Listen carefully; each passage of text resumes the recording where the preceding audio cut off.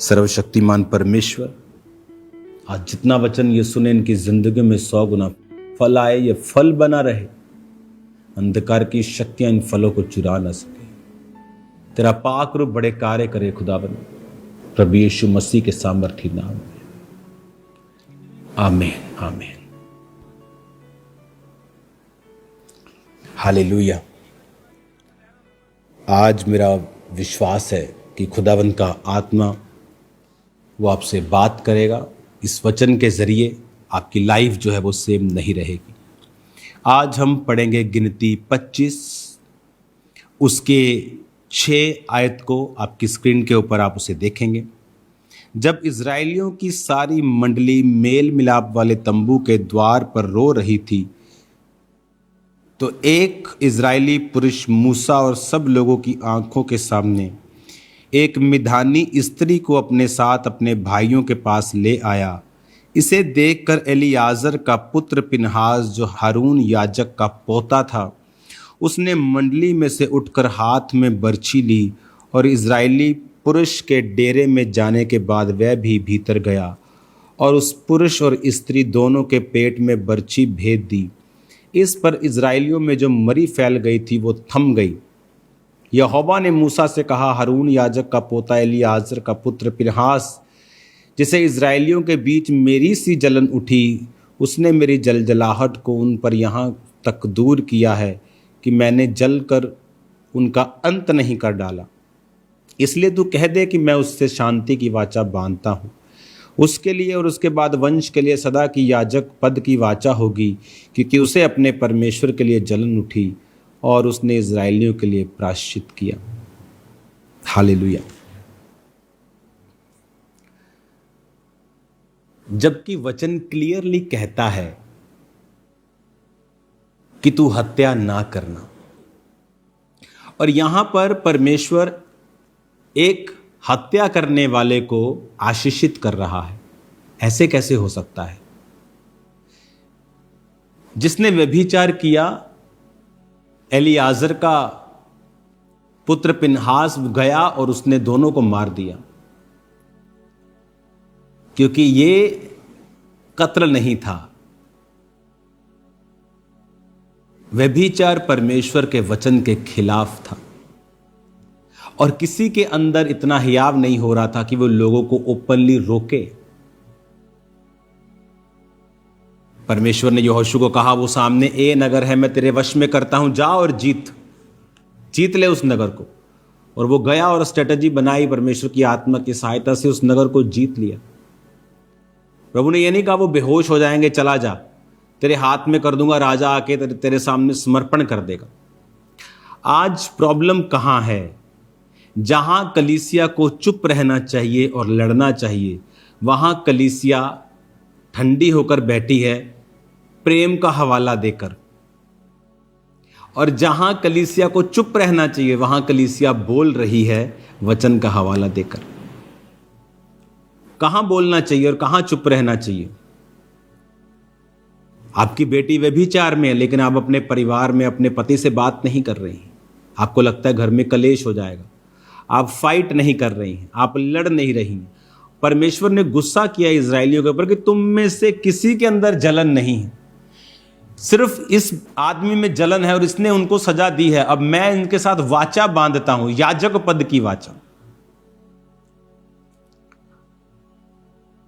याजक पद की वाचा परमेश्वर ने बांधी, सदा की बांधी। परमेश्वर ने उसे हायर पोजीशन पे रखा। याजकों के लिए तेल अलग था, उत्तम वाला, दाख मधु उत्तम वाला, गेहूं बेस्ट वाला। किसी वैश्या के साथ वो शादी नहीं कर सकते थे, कुंवारी लड़की के साथ शादी करनी होती थी। उनकी लाइफ अलग थी, एक्स्ट्रा ऑर्डिनरी ब्लेस्ड थी।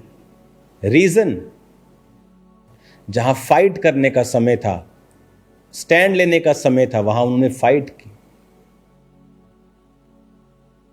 जहां आपको बोलना है वहां आप नहीं बोलते। आपका बॉस यीशु मसीह को गालियां निकाल रहा है, वहां आपको बोलना है, जीसस के लिए स्टैंड लेना है। आपको मारना नहीं। हमारा युद्ध मांस और लहू से नहीं, हमारा युद्ध शैतान से है, अंधकार की शक्तियों से है। आपको कोई कर्स कर रहा है, आप चुप हैं, वो कर्स लग जाएगा, शब्दों का बाण लग जाएगा, बाण से बाण टकराना होगा। मैं ब्लेस्ड हूं, मेरा आना मेरा जाना ब्लेस्ड, मैं धन्य हूं, कोई व्यर्थ शाप मुझ पर नहीं पड़ेगा। अपने होंठों को खोलना और फाइट करना। आदमियों को, आपको वो नहीं मिलता जो आप डिजर्व करते हो, आपको वो मिलता है जिसके लिए आप फाइट करते हो। कहां है फाइट आज कलीसिया में? पतरस को उठा के ले गए, कलीसिया को गलती समझ आई कि हम अनॉइंटेड तो हैं, लेकिन हम फाइट करेंगे प्रार्थना में तो ही जीतेंगे। जब याकूब को मरवा दिया और पतरस को ले गए, उन्होंने पतरस के लिए फिर प्रार्थना करनी शुरू की और परमेश्वर ने अपने दूत को भेजा और पतरस को फ्री किया। कहां है आज कलीसिया की फाइट? कहां है वो कलीसिया जो 7-7 घंटे प्रार्थना करने के लिए तैयार हो, जो हफ्ते में 2-3 रोजे रखे, जो डे नाइट के रोजे रखे और प्रार्थना करे, जो परमेश्वर के करीब जाए, अपने आप को पवित्र करे, परमेश्वर में आगे बढ़ाए। हालेलुया। हमें यह समझने की जरूरत है, उसने कहा तुम परमेश्वर के करीब आओ तो वो तुम्हारे करीब आएगा। आज बहुत सी मिस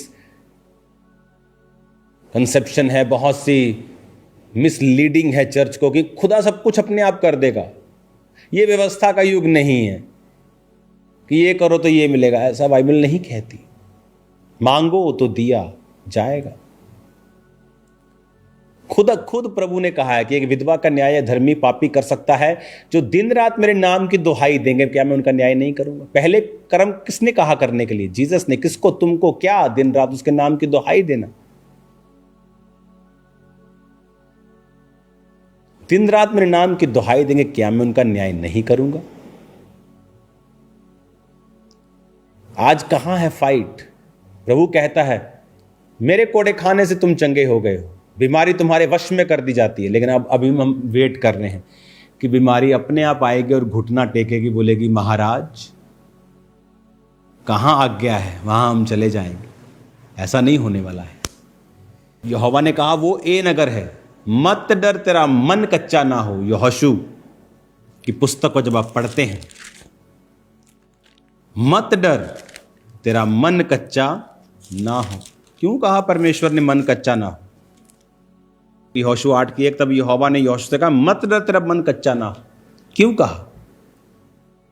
अगर एक सुकड़ा सा आदमी सामने 200 किलो के पहलवान से लड़ने के लिए जाएगा तो उसको पता है उसकी हड्डी पंजरी एक होने वाली है, लेकिन पीछे से कोच क्या कह रहा है? मत डर। इसका मतलब जो ए नगर के लोग थे, जो यहोशू के लोगों से अधिक सामर्थी थे, बड़े थे, वेल इक्विप्ड थे, लेटेस्ट हथियारों के साथ थे। ये तो चलते फिरते लोग थे, कोई डिफेंस सिस्टम नहीं था। यहोवा ही इनका डिफेंस था और वही सबसे बड़ा डिफेंस है। हालेलुया। ऊंची आवाज में हालेलुया बोलो जरा। तो परमेश्वर कहता मत डर, लेकिन आप जब कैंसर को देखते आप डर जाते। हम भूल जाते परमेश्वर ने कहा है मैं इस बीमारी को तेरे वश में करता हूं, मेरे कोड़े खाने से तुम चंगे हो चुके हो। अगर यहोवा कहता है कि तुम चंगे हो चुके हो, तो फिर बीमारी क्यों है? क्योंकि अब हमें फाइट करनी है। प्रभु तूने कहा है, अब इस बीमारी को मैं डांटता हूं, ये मेरे जीवन का हिस्सा नहीं है, आपको फाइट करनी। इसलिए परमेश्वर ने कहा तुम्हारा युद्ध किसी हिंदू के साथ, मुस्लिम के साथ, सिख के साथ नहीं, तुम्हारा युद्ध शैतान के साथ। ये आपके विरोधी नहीं है, तो अपना काम कर रहे हैं। बाइबल का सताव आप पे आएगा। बाइबल कहती तू मसीह में धर्मी जीवन बिताना चाहेगा तो सताव आएगा। ये कोई बुरी बात थोड़ी, तो अच्छी बात है, तो आपको आगे लेके जाने के लिए, आपको मशहूर करने के लिए। पंजाब में बहुत विरोध हुआ आज से 2-3 साल पहले, इतना विरोध, लोगों को लगता था बड़ा माहौल खराब हो गया। उसके बाद अगर आप पंजाब की स्टडी करें तो सुसमाचार एक एक गांव में जा चुका, एक एक गांव। आप इमेजिन कर सकते हैं, एक एक गांव, एक एक घर को आज जीसस क्राइस्ट के बारे में पता है पंजाब में। हरियाणा में, हिमाचल में, छत्तीसगढ़ में, एक एक गांव को पता है। तो क्या वो शैतान था? नहीं, परमेश्वर अपना काम कर रहा है, अपने लोगों को इस्तेमाल कर रहा है। अनपेड वॉलंटियर्स, बिना सैलरी के काम करने वाले वो लोग जो आपके लिए काम कर रहे हैं, उनका थैंक्स करो, उनके लिए प्रार्थना करो, उनको कर्ज करने की जरूरत नहीं है। हमारी फाइट शैतान से है। प्रभु ने कहा, मैं शैतान को तेरे वश में करता हूं, किसी चीज से तुम्हें हानि नहीं होगी। और हमारा अंगीकार क्या है? ये दुष्ट आत्मा मुझे 20 साल से सताती है। आप बोलोगे वचन तो कहता है कि दुष्ट आत्मा को मुझे सताना है, पर दुष्ट आत्मा मुझे सता रही है क्यों? क्योंकि आप फाइट नहीं कर रहे हो, आप लड़ नहीं रहे हो, आप प्रार्थना में नहीं हो, आप अंगीकार गलत कर रहे हो, आप वचन नहीं पढ़ रहे हो, आप वो नहीं देख रहे हो जो परमेश्वर आपको कह रहा है। अगर यहोशू कहता कि नगर के लोग बहुत बड़े हैं, उनका डिफेंस सिस्टम बड़ा शानदार है, प्रभु ने कहा तो है, शायद हो सकता है 10 साल बाद की भविष्यवाणी। हमें अपना डिफेंस सिस्टम स्ट्रांग करना चाहिए पहले। हमें भी उनकी तरह लेटेस्ट टेक्नोलॉजी वाले हथियार लेने चाहिए जो उस समय चलते थे। Then let's see what happened. अपना दिमाग मत लगाओ, अपना दिमाग मत लगाओ, बेवकूफ मत बनो, मूर्ख मत बनो। प्रभु की आंखों से देखो, वो तुम्हारे वश में कर दी गई है। वो बीमारी, वो दर्द, वो प्रॉब्लम। करना क्या है? Fight for it in spirit, fight for it, fight करो उसके लिए। देखो शैतान तुम्हारे पांव के नीचे कुचल दिया जाएगा, बीमारी तुम्हारे कब्जे में होगी, वो गरीबी तुम्हारे कब्जे में होगी। Fight for it. How? Spiritual fight, प्रार्थना, अंगीकार, पवित्रता, परमेश्वर में चलना, फेथ करना, उसकी टाइमिंग पे भरोसा रखना। अपनी बॉडी पे हाथ रख के बोलो, आई एम ब्लेस्ड। ऊंची आवाज में बोलो, आई एम ब्लेस्ड। हालेलुया। अब यहां पर उसने स्ट्रेटेजी बताई परमेश्वर ने, कैसे नगर को पीछे से घेरना है। तुम आगे से अटैक करना, वो तुम्हें आगे से मारने के लिए आएंगे, फिर पीछे वाले लोग उनको मारना। जब आप प्रार्थना में बैठते फिर परमेश्वर आपको स्ट्रेटेजी बताता है, वो आपकी लाइफ के विषय में आपसे बात करता है, आपकी सेहत, आपकी फाइनेंस, किस तरह आगे बढ़ना है। लेकिन अगर हम प्रॉब्लम में परेशान रहेंगे तो वो परेशानी आपका हल तो करने वाली नहीं है। फिर तो सब परेशान हो जाए और हल हो जाए, फिर तो परेशानी अच्छी बात हो जाए, वो कोई हल नहीं करने वाली। आपको बैठना पड़ेगा, अपनी स्पिरिचुअल लाइफ को एनालाइज करना पड़ेगा, कमियों को निकालना पड़ेगा, प्रभु के साथ मेल मिलाप करना पड़ेगा, फाइट करनी होगी। अपनी आंखों को बंद करें, हाथों को उठाएं। लॉर्ड,